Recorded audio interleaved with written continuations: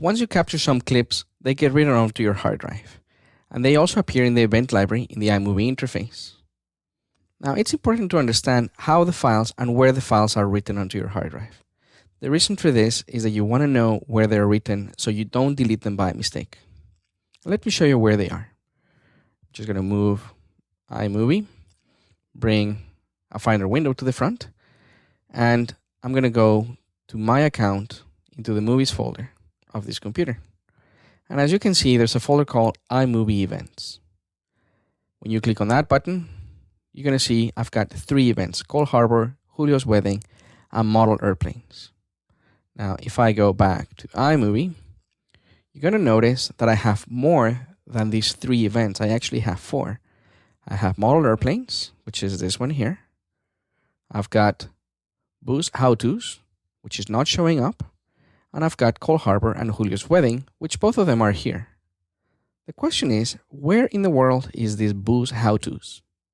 Well, if I organize the interface by hard drives, you're going to notice that there's a hard drive which is the system hard drive. And I've got 3 events, the ones that show up in the Finder window. I've got 2 more hard drives. If I go back to the Finder, I've got 2 more hard drives, beer and audio base. And inside the beer drive, there is another event called Boo's how-tos. If I go to the beer drive, there's a ton of files in here, but I'm looking for a folder called iMovie Events. Here we go. So when I expand, all of the clips that show up in here are the clips that are associated to that event. Now, do you remember the capture window? Let me just bring the window over to the front. When you press on the capture window and you click on the import button, iMovie gives you a pull-down menu where you can choose where to save the content when you're capturing. In this case, you got the 3 options, which are the 3 hard drives that are on this machine. The top one is the system hard drive, and the other 2 are other secondary hard drives, one of them being an external drive. Now, this is kind of interesting. When you choose the system hard drive, iMovie doesn't record onto the root level of the hard drive as it does for the ones that are not the system hard drive.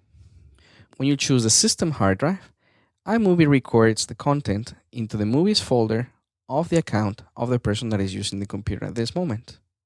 In the case of the other hard drives that are not the system hard drives, when you choose to record on any of those hard drives, what iMovie does, as we saw earlier, it records over to the root level of the drive in a folder called iMovie Events.